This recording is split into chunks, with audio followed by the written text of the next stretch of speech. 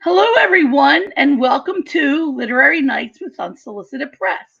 Today we have two amazing writers with us, Brooke Bagat and Rocky Kopernik, and both of them are exquisite writers. Of course, as usual, we're going to go in alphabetical order.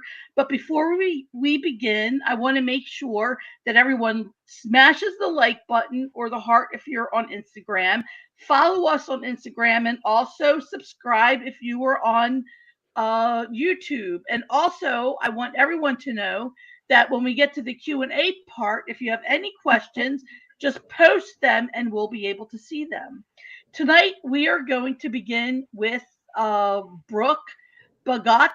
She is the author of Only Flying, a pushcart nominated collection of surreal poetry and flash fiction on paradox, rebellion, transformation, enlightenment, and also published from Unsolicited Press.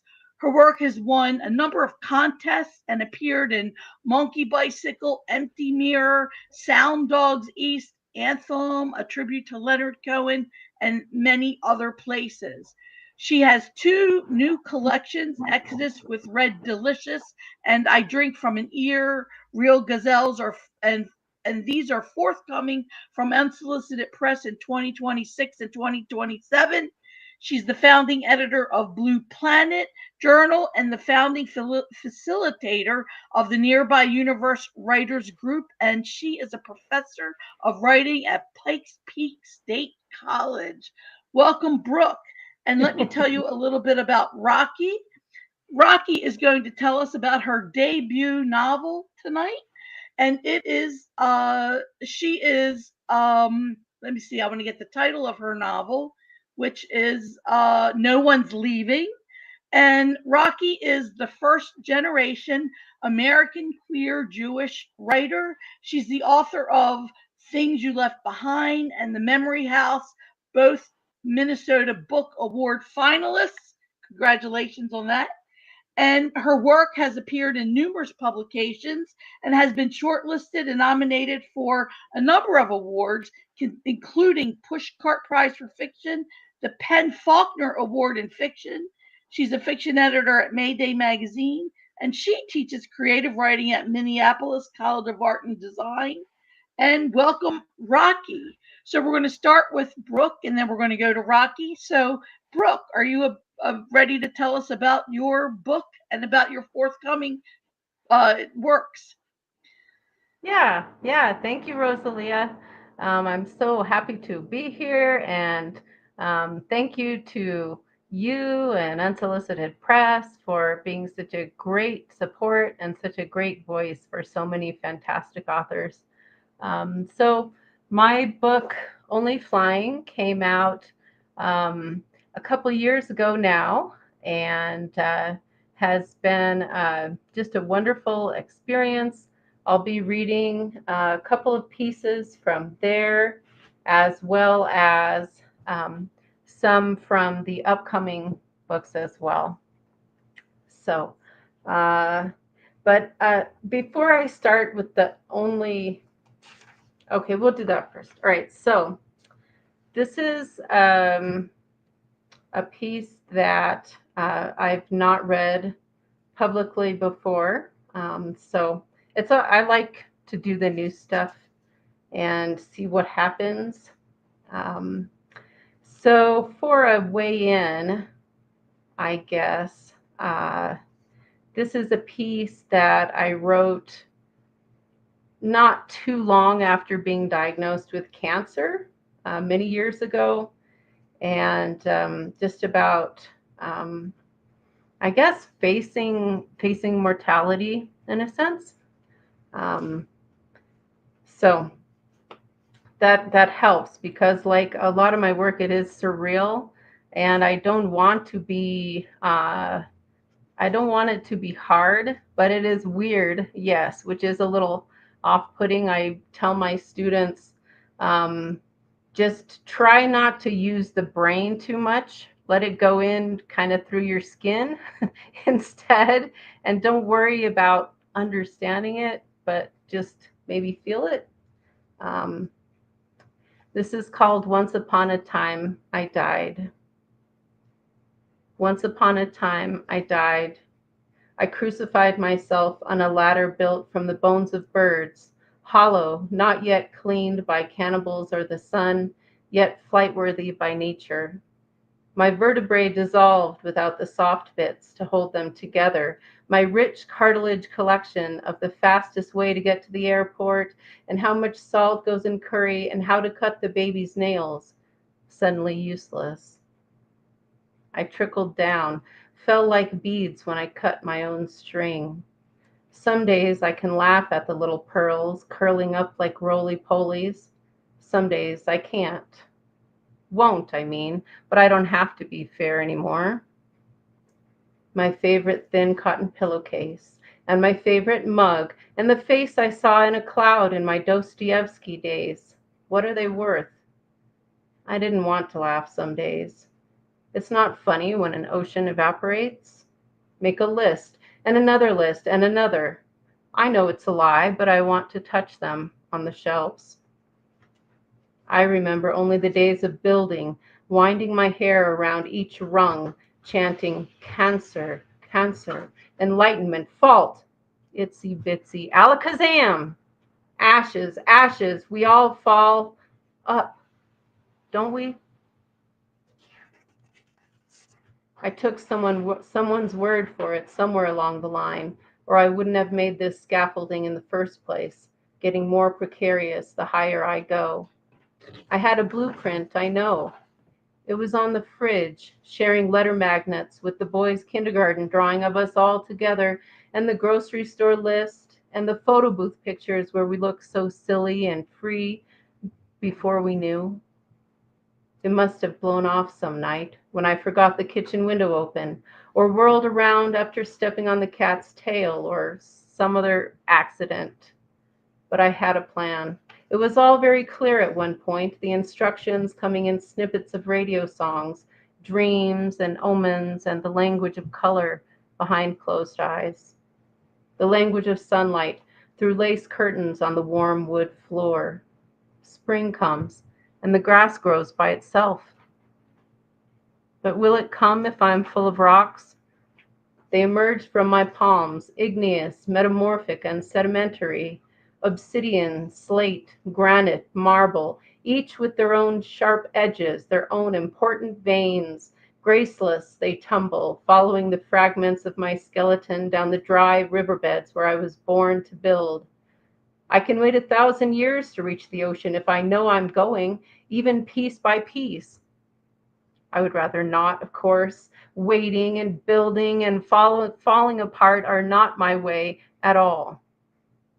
To tell you the truth, it's not finished. I ran out of hair. I ran out of feathers.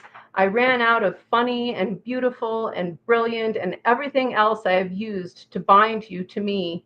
What else do I have? How many days can I wait for the boiling point? I give up. I give up. I give up. I tear free and jump. Fuck it. Fuck it. I run. I run so hard I land in California, Mumbai, Mozambique. I take like a fire to the world, licking the crops of every continent black, wiping the slate clean with one snap of my neck like a dragon the size of a star. And after the slash and burn, the land could breathe. In the early morning, before the new growth, I remembered the dream I had of freedom from my favorite jeans and my best work, and I was home in time to make dinner from the ashes. In my spare time, I am building a ladder with the bones of birds, hollow, not yet cleaned by cannibals or the sun, yet flight-worthy by nature. Thank you. Oh, that's something. That was the first time. Oh, okay. Um, so the next pieces that I'll read are from my upcoming collection. And so the next collection is tentatively titled Exodus with Red Delicious. So it's too bad with red right in the title, I couldn't slip into 2025, but I just missed it.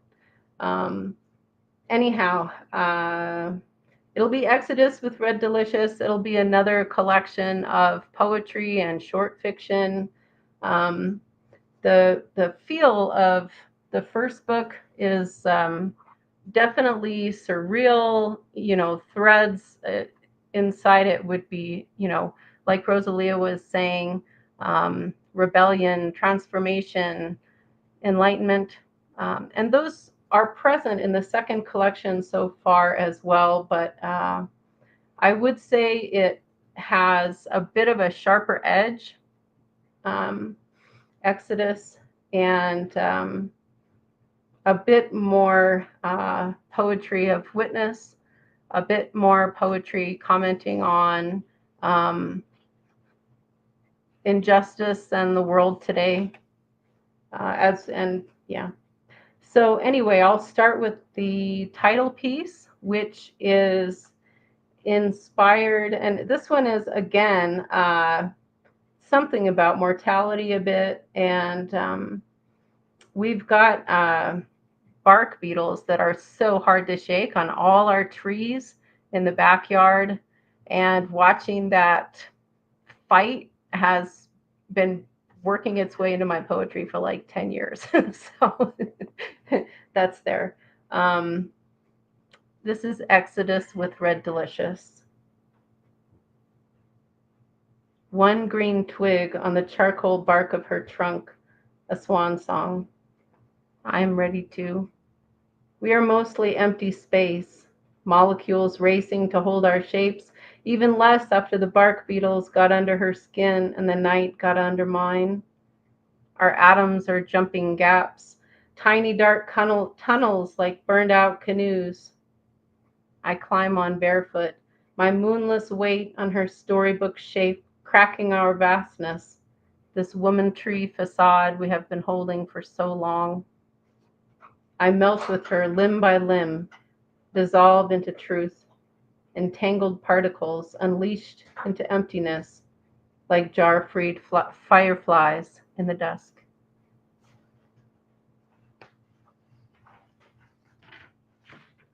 Thank you.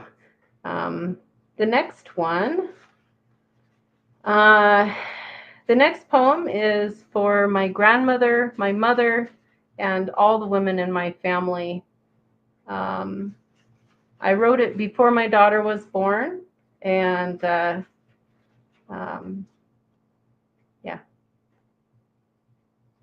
Your family heirloom is a fist girl, fist girl, fist girl, in a world where being is not given but one. You better know where the line goes, girl, 'cause they will draw it on your thighs, your thighs. They will erase you, pluck you, shave you, and draw on your thighs. There is no bone china for you, girl, but born lucky you are, you are. From red women who swear, unbroken women who dare to walk alone, no one worthy to join them. Women who marched in the streets and to police stations in generations where no one said it out loud, girl, when no one even said it out loud.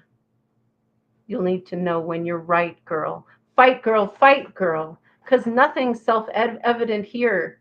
They'll call you sweetie and bitch and baby when you are a full-grown woman, girl, when you are a full-grown woman. Grandma left us an iron skillet, moonstone depression glass, a full set found in boxes of cereal and soap, seashells in bell jars, beach combed, poems, paintings, half a novel, and one silver ring which bears the sign of equality for women. Mostly we will talk about the wonder, girl, smell leaves and look for tracks, eat half-shell cantaloupe on our backs. But we will listen for the thunder, girl. And when the storm comes, we will breathe deep, and stand up. That's that. That's that one. Thank you. Thank you. All right, the next piece I have is called Heart the Size of a Car. And I one thing about my process is that I don't always know what I'm writing about at all when I begin. Um, and this is a case just like that. um, so this is the true story of how my brain works when I take an afternoon nap, you can say. Okay. Heart the size of a car. When I wake up, it's almost dark. I hear boom, boom, boom. And I think it's the raccoons jumping on the roof, or the porch swing hitting the house, fireworks for some forgotten holiday, or the war we've been waiting for. But when I pull back the curtain on the window and the door, each rectangle of glass is full of your humming heart, the size of a car. Its feathery periwinkle veins like map rivers, red finger branches, steady, wrapping around the lower chambers, thumping and smearing in tree patterns, knocking, asking.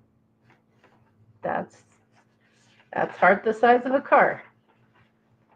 Thank you. Thank you. And all right. How are we doing on time, Rosalia?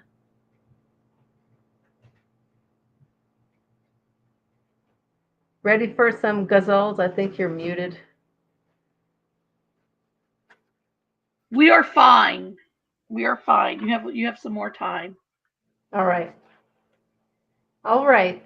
So those pieces are from the upcoming collection that's forthcoming from Unsolicited Press in 2026. I also have something real strange coming out, and Rocky probably will understand how strange it is. But I am going to write a collection of ghazals, which is a form which originated in Arabic in the 7th century. And it's been a very difficult beast to wrestle in English. The first single author collection of ghazals was published in the 1990s. So it's a very young field in English, and very, very difficult for people who don't teach creative writing. Ghazal is a very different and strict form where you've got to have couplets, you've got to have that land on the same word every couplet, and the word before that word has to rhyme. And in the final couplet, there should be a proper name, um, which generally is the name of the poet. So it's very strange for me because I never liked any kind of fence at all. I never would write even a rhyming poem. So this extremely strict form is the weirdest place I never expected to be. Um, but what happened is it's so hard in English that I ended up writing things I would never expect and finding images I would never have expected. Uh, and yeah, and I'm going to try to write a whole bunch of them for a whole book. So, yeah. So, before I share a couple of the ghazals that I've written for my book of ghazals, which will be called I Drink from an Ear, Real Ghazals, uh, is a poem that's not a ghazal for the ghazal form, which is just a tiny little thing. Um, and it's a little bit about the journey I just mentioned, coming over to the world of English for the first time. So this is called Ghazal Like an Immigrant.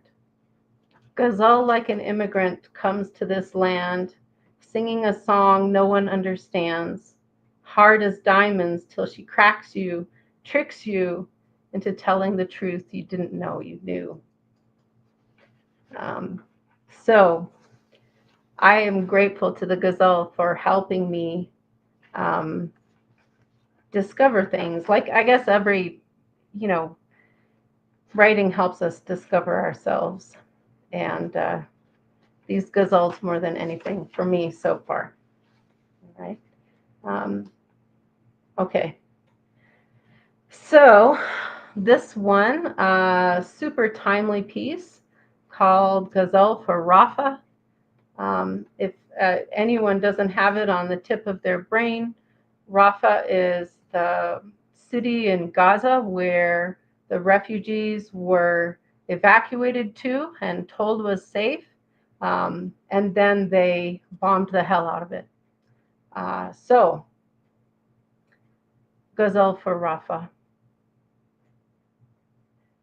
At the water's edge, before dawn, souls draw birthplace straws. Rafah, Paris, Venice, Kinshasa. Where is the sin in the child who chose Rafah? No red line holds red lines.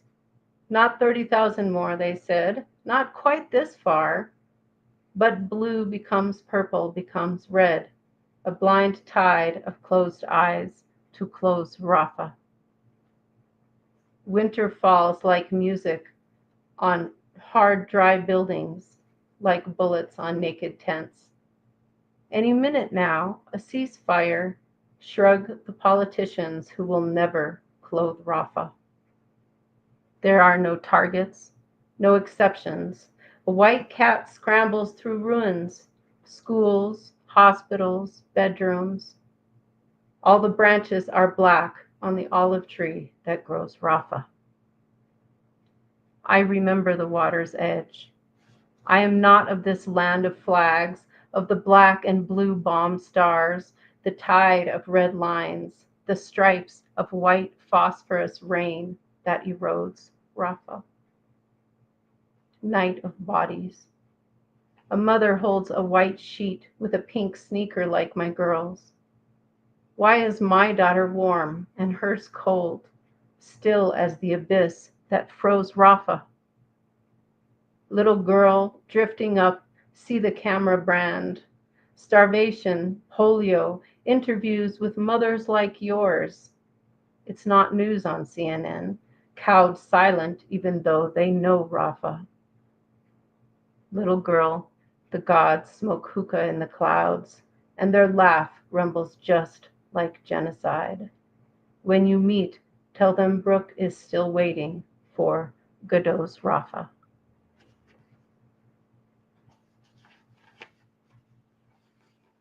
Thank you.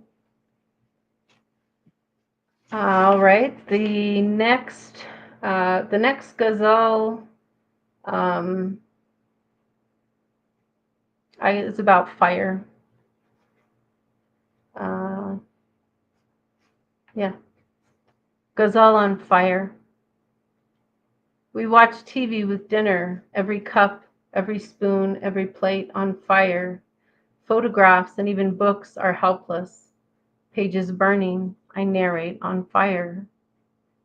We met at Dancing Buddhas. My white silk sari and his pink lungi spun all night without speaking, too tangled to separate, on fire. For 2 hours each night, I see my dead body in flames. My hair and Bowie shirt always go up first. This is how I meditate on fire. A tigress is following us. When she catches us, she tears our throats and licks our wounds. When we catch her, we drag her behind us in a crate on fire. There is a box on the desk, wooden, engraved by my uncle. This is where my father is now, where he has chosen to emigrate, on fire. On the boat, I paint on the clouds, cast spells on the moon, write poems on the ocean. Temples emerge, spill salt water, and disintegrate on fire. To this place, this time, I have come together and alone, skinned, just the wick of brook, almost broken, almost late, on fire. That's the end. Thank you so much for sharing your powerful work with us. Very prescient to the day. Thank you so Um, much. I really appreciate hearing your work. Rocky, are you ready to tell us about No One's Leaving? I'm ready. All right. Um, Thank you so much, Brooke. That was beautiful. And thank you, Thank Rosalia. you. And thank you, Summer and Unsolicited Press. Um, my book is called No One's Leaving. This is my new novel. I'm going to read a tiny little chapter that is not really indicative of what the book is about, but it's just sort of like a weird random chapter that I was like, oh, I just kind of like this chapter. I want to read this one. But the general idea of the book is about a woman whose ex has committed suicide, and the narrator is traveling through Europe and has these encounters with the ghost of the ex, and then also is meeting all these new people and sort of a present day. And then these flashbacks back to the relationship and interacting with the ghost. And this section that I'm going to read is sort of the very beginning of this part 2 of the book, where the narrator has arrived back in the US and now is like, what am I doing? And decides to go do this meditation retreat, which is I have pulled from my real life, as we do in fiction. And so, I don't know. I think I'm sort of in this moment in my life where I'm really have been thinking about the era and all of these kind of tools that I have gathered in my life, as ways to survive the challenges that arrive in the world as we have all these sort of like not new, but as things keep happening and things are challenging. So anyway, I digress. I will just read. So here we go. I'm going to read this chapter. Okay. The plane landed in New York, and I was alone again. I took a bus to Virginia, not to her father's house, but to a new unfamiliarity in a now familiar place. Different reasons, old, new place, new, old place, unsteady heartbeat, pumping, pumping. I went to Virginia for one reason and also for another. I'd heard about a meditation center in the Shenandoah Valley, one I thought I'd never visit. I never thought I'd visit Virginia in the first place, and certainly not in the second place. The things we think won't happen find their way around if they want to. No way to resist certainty. I had done a 10-day silent meditation course in Washington the previous year. It was one of the hardest voluntary experiences I had ever been through, and also it brought me into the lightest I had ever felt, the certainty I was certain I wanted to experience again. This one was easy to lean into. The bus ride from New York to Virginia was long and dirty. I put my headphones on, tightening the metal headband all the way, knowing my head would bob side to side as I fell in and out of sleep. And to keep people away, which I always thought would work, but rarely did. As night arrived, the bus lights dimmed. The guy behind me whisper yelled through the crack between our seats, his breath hot on my neck, and the sound waves of his voice snaking and tangling in my hair. Hey girl, want to see something? Hey, back here behind you, he said. I closed my eyes tight and rolled my fingers along the jagged knob that turned up the volume. Ignoring people is a form of self-care. He might have kept talking to me, but I let the music take all the sound space. I imagined a protective bubble around my body, then around my whole seat, and sank into the comfort of familiar song lyrics. The music lulled me into a music video sleep, but I woke just as the bus pulled into the Harrisonburg station. As soon as I heard that gas release bus stopping sound, I jumped out of my seat and ran to the front before anyone else could get up, creating as much distance between my body and hot breath guy as possible. I found a payphone with a thick phone book attached to a chain just outside the station and called the meditation center. The next 10-day course wasn't starting for 2 days, but they said I could help clean and prepare food until then. Joe, a new volunteer, would pick me up in 20 minutes. Joe arrived in a rusty blue Honda Civic, the kind with only 2 doors, so you have to push the front seat forward to get into the back. I immediately knew who she was.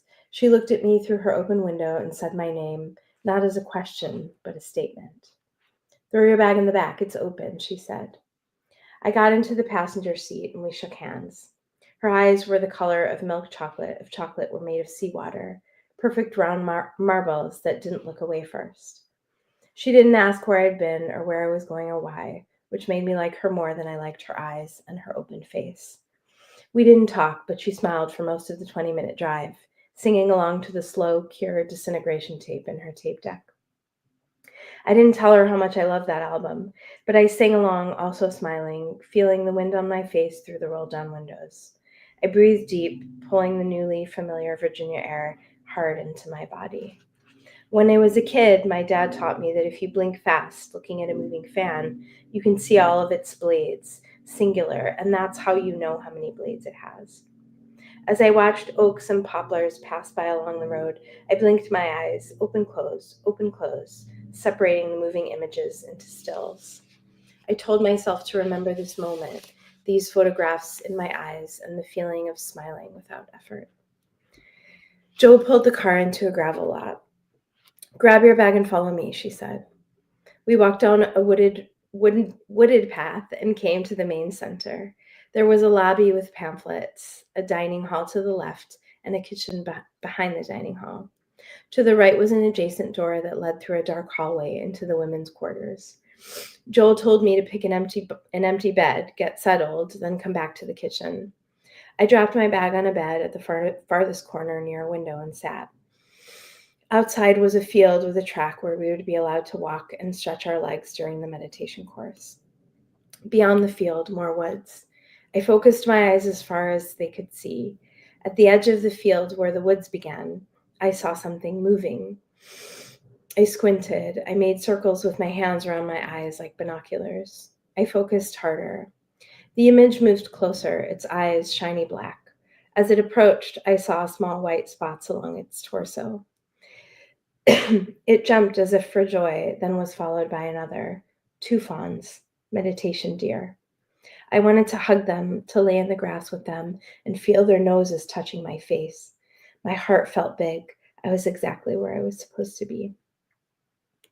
There were 2 other people in the kitchen, a young man and a young woman. They introduced themselves as Jesse and Jackie. They were a couple.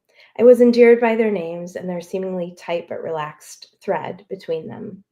Joe was there too. We all smiled at each other, and Joe put me to work on some dishes while she dried and put them away. Jesse and Jackie chopped vegetables, preparing dinner for the 4 of us. They had been at the center for 2 months, long-term volunteers. "The practice has taught us how to get through storms," Jesse said. "Storms?" I said. "Fights, blowouts, anger," he said. "I can't imagine being with someone who doesn't have a practice," Jackie said. "We totally get each other now that we meditate together," Jesse said. They looked at each other with twinkly eyes, the way you do when you're so in love it makes people around you feel sick and also jealous. I nodded. I wanted that, someone to meditate with, someone who knew how to weather their own storms or weather storms together. Accountability, self-reflection, connection. And also, I believed them, but I didn't believe in them. I thought they'd probably split up after they finally left the center, which I did not say out loud. They were young and idealistic. It was beautiful and hopeful and sad to watch them. That feeling of knowing someone's future without knowing how you know, but definitely knowing. An old friend once told me about how she observed the different ways we can be psychic according to our elemental astrology charts. She said, when you have a lot of fire, you have the kind of psychic ability to know something's going to happen without evidence or the logic to prove it. You just know in a deeply certain way, and then it happens. Joe was looking at me, watching for my reaction. She didn't roll her eyes, but her smile told me she knew what I was thinking. I smiled the same way back at her. After dinner, I walked past the field toward the woods, watching the sunset turn the sky deep purple and neon pink orange, bats circling overhead. I was grateful for the rural air and to be back on a familiar continent, safe and still for at least the next 12 days. I walked slow, peeking between tree branches looking for the fawns. I heard rustling, but the sound was too small for deer. Squirrels or chipmunks or birds or maybe more bats. I hoped anyway. I called to the fawns in my mind, thinking about their black opal eyes and their fuzzy spotted bodies moving around me. Sometimes you can think your way into circumstance. But the fawns didn't arrive. I told the woods I would be back and asked if they might come out again to refill the space in my chest. You can't get attached to anything or anyone at a meditation center. There are rules, spoken and unspoken. When the 10 days of silence begins, they tell you not to make eye contact with your fellow meditators, not to read or write or exercise heavily or talk to anyone unless it's an absolute emergency.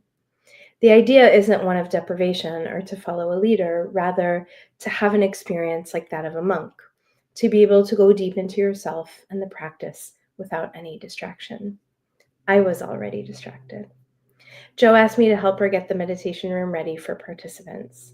She made piles of cushions and set up the teacher's area at the front of the room while I swept corners and wiped cobwebs. I asked how long she was staying at the center. I'm heading west after this course, she said. Me too, I said. She smiled. Could you give me a ride? I said.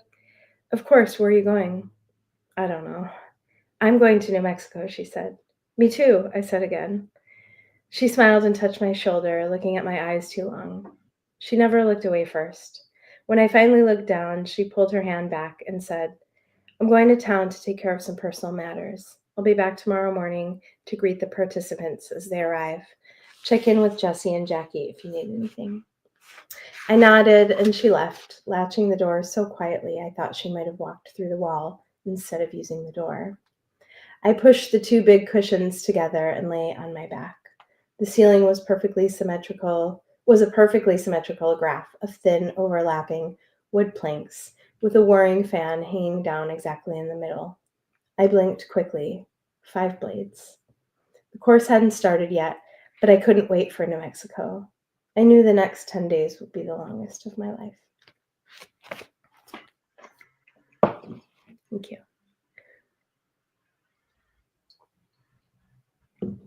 Thank you so much for reading. So was now fantastic. it That was fantastic. Thank you. Beautiful imagery, really beautiful imagery. So I think now for the Q&A, I think I'd like to start with what it's with each of you. What inspired your work? Only Flying and the other poetry that you read, and also Rocky, what inspired your work? And I guess we'll still go in alphabetical order.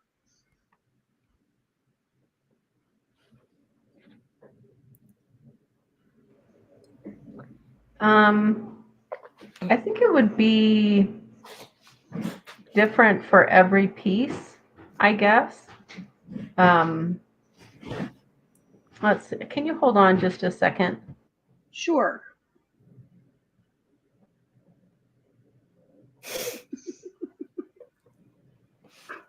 Sorry. Life. So, I don't know. Every piece seems a little bit different. Well, what inspired the gazelles? Let's start with the gazelles. They were really beautiful, even though you said they were hard. So, where did the idea even to work on a gazelle come from, especially when you don't like sort of rules or fences? Yeah. Well, I teach poetry and I teach creative writing at Pikes Peak Community College. And so I'm always looking for how to make the class more multicultural. So there was just one poem that I fell in love with, and it's probably the most well-known in English of all the gazelles, and it's called Tonight. by Aga Shahid Ali. And I taught that poem probably for 2 years before actually trying to write one. And when I tried to write one, um, it was so difficult, and I was so surprised with how it turned out uh, that I wanted to do it again. And I guess that's how I got into them. There's another piece, I can't remember, a prose poem about fire uh, and about entropy that really appealed to me. Um, and which is where the idea of writing about fire came from.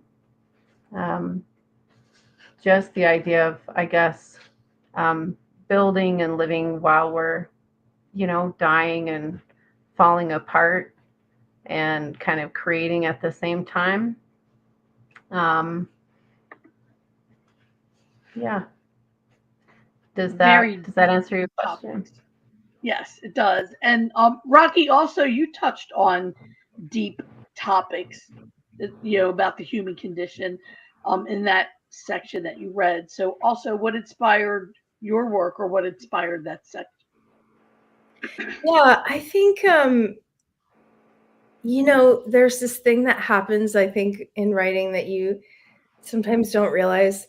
I teach writing as well, and I talk about this with my students a lot, where you don't really have to choose what your thread and your theme is. It just sort of like arrives because it's what's happening for you. And I think I am so often writing about grief, and it's not always in like it's not always like sad grief, but I think that's like such a main theme in life, especially as we're getting older. It's like everything just is sort of like the underlying thing is grief and loss. And but that said, this book in particular, very specifically,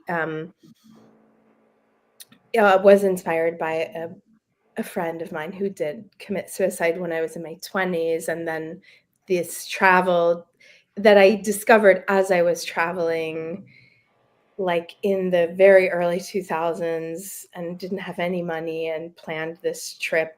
It was different than it was literally like I saved like $1,000 and I traveled for like 4 months. Like it was such a different time. And I sort of discovered it during my travels, and I was thinking about like all the things I wanted to say to her. And there's a section in the book where I there's some true stuff and some like fictionalized stuff, and then it's all like sort of amalgamated together. But there was this time where I met this like young tarot reader guy, and he like described her. That's a true story, and it is in the book. And so I was like traveling and thinking about her and like what I would want to say to her. And then it sort of arrived for me again at, now it's sort of weird. It's like sometimes it feels like life has skipped over, like it's not smooth. Like I woke up one day and I'm like, oh my God, I'm almost 50. And then I'm thinking about, my friends and things that we say, like, remember when that happened when we were like 20? And I can't do that with her because she is not alive anymore. But all these things that I want to say to her, and that things I want to sort of like reconnect about, and like, remember when that happened? And anyway, so it was sort of like, it was inspired by this traveling and by her death, and just thinking about grief and the sort of collective grief, and then the personal grief, global and tiny, and all that kind of stuff. Well, that's what ties both of your works together, actually, Yeah. because Brooke, your poetry about when you were, when the cancer diagnosis came, the bones, that's pretty much really grief when you're speaking about, the bones of birds and it being a ladder. So, can you talk a little bit about grief in your work? Well, actually, that will be a definite theme in Exodus with Red Delicious. Um, and I just wanted to say, Rocky, I could follow that kind of writer's journey that you're talking about, and I can see how bringing that idea of your friend who was gone to life in the book as a ghost would have been almost um, a little I don't know, a little therapeutic. I don't want to be make any assumptions, but um, yeah, sometimes you wish you had that, even a ghost around. But yeah, my father died a year and a half ago now. And so there will be a definite handful of pieces that are around grief and around what happened there, uh, including actually not including that one, but um, there's a couplet in Ghazal on Fire that says, "There's a box on the desk engraved by my uncle. This is where my father is now, where he's chosen to emigrate on fire." Um, and that's literally true, that my uncle made that box, and it sat for so long on the desk waiting for the ground to unfreeze so we could intern the ashes. And yeah, so grief is, it's like that that trauma that no one escapes from. You know, you can say, well, hey, I escaped child abuse. I didn't have that one, right? But you'll get something. Everybody's going to get something. And grief is one everybody is going to, wrestle with. And it just seems to be um, part of the process of coming to terms with, what is this life? What is this existence that we're experiencing? What does it mean to be human, and how does it change you, and what does it strip away, and what remains? Um, and so, yeah, I wrote a little science fiction short story for a contest right before my father died, when he was on hospice. Um, and I wrote my first craft essay about writing that piece as well. And both of those will be in Exodus with Red Delicious. But yeah, I think we're lucky in the sense that we do have this tool of um, having practiced the habit of writing it out. We have the outlet of writing to help us grow through these experiences and grapple with grief. And, I didn't think that I could write about my dad. Um, and it ends up being a very healing part of the process. And of course, um, the icing on that cake, the real gift would be if that can help someone else with that process as well. Um, and of course, when we read or when we listen, then we kind of make those connections, and it opens those things for us too. My husband and I met at a meditation center at a commune in India. And so that's why they're like, oh, you don't get attached to anything here. Like, oh, okay. And be silent and don't have any thoughts. Okay, sure, that'll be easy. Like, it doesn't work that way. So um yeah, does that answer your question? I'm not sure where I started or where I ended up, but No, it does. And now I have to ask the question, Rocky, does your character get attached to anything at the meditation center? Yeah, well, yeah, she gets attached to this person, and then, but it's like, this is where it's like sort of almost at the end. It's like the second part. So she's like with this other person, right? She's like, oh, I'll go with you. You want to go here? Sure, that's where I'm going. And then they go, and then they have this sort of thing. And then, but really, it's just sort of like it's like an avenue, or like a through way to get to the end of the story, which is letting go of this other person. And how that, I think the other piece of my story is that it's sort of about relationships, and the really weird thing. So that question, to answer your question, she gets attached to this other person, which leads her into this, and then they sort of quickly end, and then, just to give it all away, and then she like is able to sort of let go of the ghost.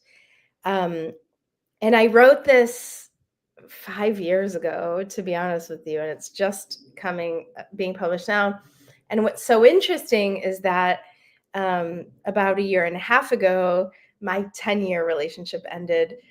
And I'm sort of like following in the footsteps, not literally, but sort of in the process, where I'm like, oh, and this is like, a lot of it's fictionalized, but now I'm like, oh, I sort of like designed my destiny. Like, I'm following these sort of patterns, or like, now you do this, now you do this, like these sort of shorter relationships that sort of are leading me into this unfolding of how to let go. And so now I'm sort of writing even more grief shit, because it never ends.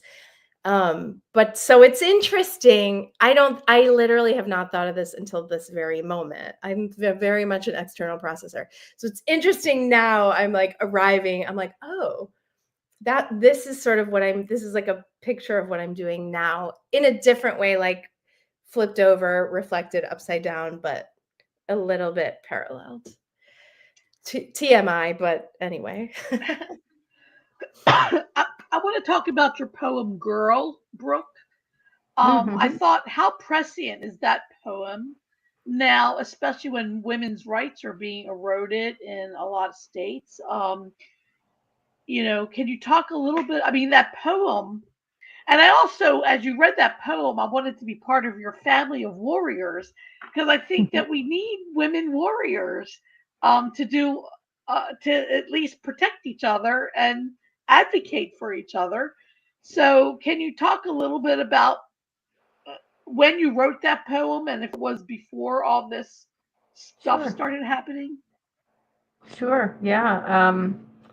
So that poem took me a year to write. A year to write. I worked on it and worked on it and worked on it. Um, and maybe the coolest thing about that poem, which is called "Letter to an Unborn Daughter," uh, would be that.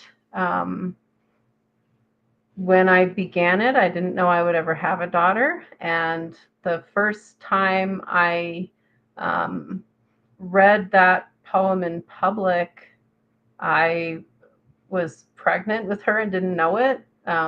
So there's some cool, like, personal things for me about that poem. But my grandmother is the reason that I'm a writer, and she was the biggest badass you ever saw. I mean, she was just, you know, the diamond of the family. Um, she was very powerful. She was an artist. She was a writer. She was a musician. She um, paved her own way in so many ways, and she when I started writing little stories as a kid, I would, show them to her, and she would praise me so ridiculously, and love me so much for it that I like, yeah, I'm not gonna stop doing that when I get that kind of love for it, and you know, um, yeah, she was. she knew her worth in a time that not everyone, certainly very few other people would have ascribed that kind of value to a creative woman who happened to be poor and who happened to be without a man. You know, she divorced my grandfather in a time when it was quite unheard of. Um, and you know, the the one marching in the streets would probably be my mom. She's been a big wonderful example for me as well, who always taught us um, to follow your conscience, follow your conscience, and I intend to, and I that's one of the reasons that I'm not looking around for any other press, because Unsolicited Press is so um, sincere and supportive, and um, I feel like I have not only like the freedom, I feel like I have freedom as a creative with them, and that they support that um, that bend, hopefully, right? What is it, that the arc of the universe is long and it bends toward justice, right? Yeah, definitely. Definitely. Yes. It is. Yes, It that will. It is. is. But yeah, I feel like uh, there's room for that arc at Unsolicited Press. So. And thank you for that. And Rocky, is there? It seems like your character has a lot of agency on her own. Um, and also, what I've noticed about your work from the last time I heard you read it and this time is that you are very precise about um, representing nature or things of nature in your work, like the eyes of the doe. And I think remember the last time you were talking about the leaves. The character was lying supine, looking at the sky. So can you talk a little bit about how you like how important a role does nature play, because it seems to reflect the inner life of the character even though the character is looking outward. That's so interesting, Rosalia, because I can't say that I've ever thought about that intentionally. And I think that's one of those things. But when I look at all of my work, there's so much nature in it. But it is not like it's not like the theme of grief where I'm like, this is what I'm going to write about. I think that, gosh, that's so interesting. I think that is just something that arrives because it's maybe, to me, a place that is, I mean, maybe, obviously, maybe not, just that's like has more peace and more calmness. And it sort of is where maybe I have found the balance in my life. I grew up, um, half of my life in Israel, and I grew up in a kibbutz, and I spent a lot of, I have my first book is a memoir about that and about my family and how my parents grew up, and my grandmother who was in a prison camp, um, and was so nature heavy, and it was like the time of my childhood was like very nature in that way. And then sort of juxtaposed against being in Chicago, like my parents were in Chicago, and they came in 69, and I always was like, why did they choose this like crazy city to be in? And then we would sort of like go back and forth, and so it was like this beautiful place that had all this sort of like ancestry and nature and history, and then into this sort of like very multicultural urban situation. And I think that is like for me, just like a meditative sereneness that I maybe is like deeper in that sort of like ancestral like they call that like, you know, ancestral trauma or ancestral knowledge or like all of those things. I think that it just is something that ends up unfolding, not necessarily at the front of my, not unconscious, but not at the front of my consciousness, right? It's like the thing that gets sort of like channeled through. So it's interesting that you said that. I haven't even, I'm so glad you asked that question because I haven't really like consciously thought of that, but I definitely have noticed that it keeps arriving. Yeah. Well, the thing about nature is that it is a concrete example of death and life right in front of us. I mean, Yeah. a tree still lives even though some of the leaves die. A plant still blooms, but the bloom may not stick around. Like I was very sad that my orchids fell off. But the plant is still there, and I'm hoping for some more. The root is there, right? The root is there. underneath the and the leaves are there, even if the flowers are gone. So, and I thought that in a story of grief, like the fact that you bring nature in so much is maybe on a subconscious way of saying that there's the cycle of life, of death and rebirth, of some kind. It may not be exactly in the way we want it, but your character lets go of one thing to allow another. Absolutely. Yeah. Yeah. That's a beautiful interpretation. Thank you.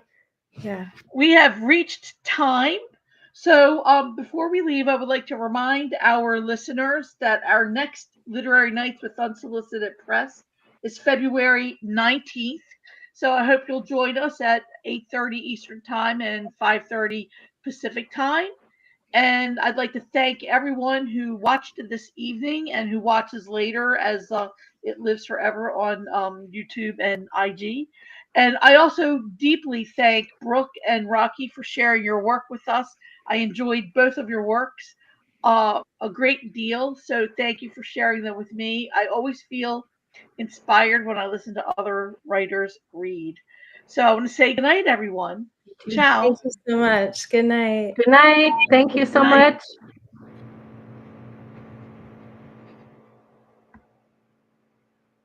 Oh.